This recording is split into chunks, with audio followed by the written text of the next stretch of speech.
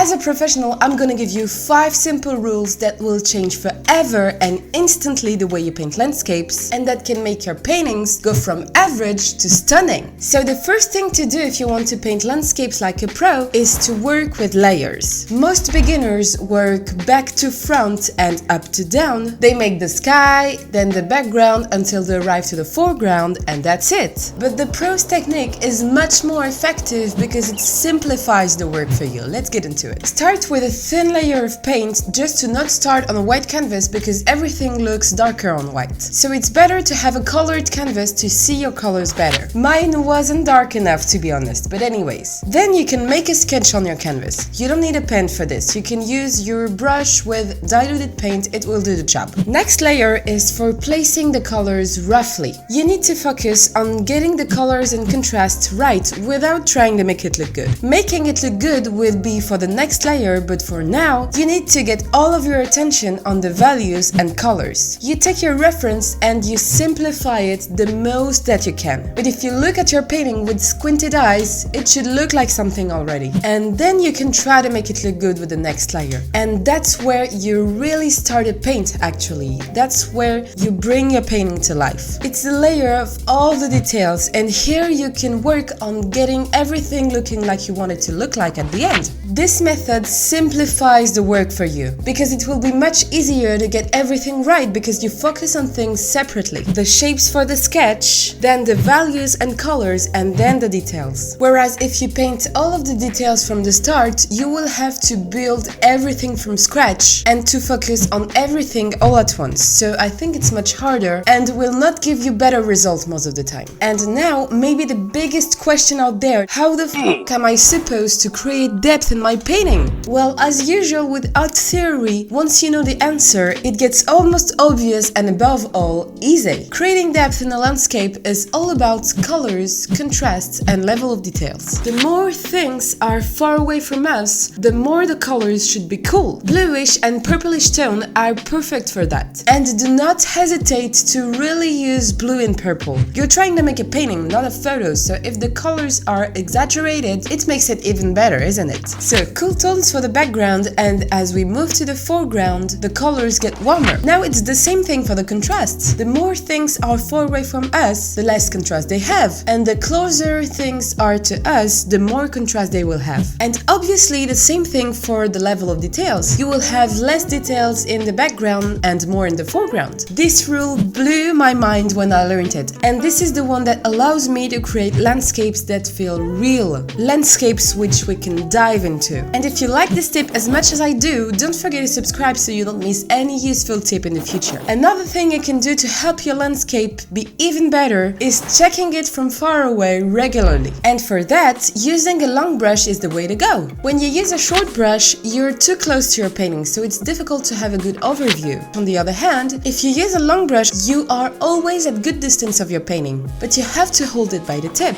And if you're afraid of your hands shaking too much, try it, because when the brush is on the canvas, there's no shaking anymore. But even if you paint with a long brush, you still need to take a step back once in a while to see your painting from distance. And I recommend not just to move back while your eyes are on the painting, but to turn around, make a few steps and watch anything else for a few seconds, and then you can turn around again and watch your painting. Because if you just take a step back without turning around, your eyes are in the painting for so much time that sometimes it stops to look like anything, if you know what I mean. So when you turn around, you kind of wash your eyes and your judgment will be more accurate, I would say. The next tip is one of the most important: simplification. It can make your painting look more like a good piece of art because it helps you to emphasize your style, and you will paint faster and more efficiently. You need to simplify things you paint. When you paint a tree, you don't paint individual leaves, you paint groups of leaves. When you paint a forest, you don't paint individual trees, you paint groups of trees.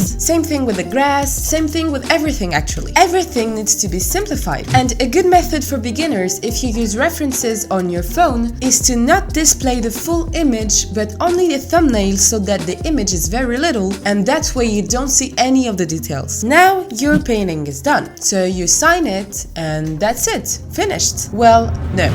If you do that, you may miss one of the most essential parts: analyzing. Once you think your painting is done, take a break. Maybe a few minutes or a full day if you need it, but you need a break.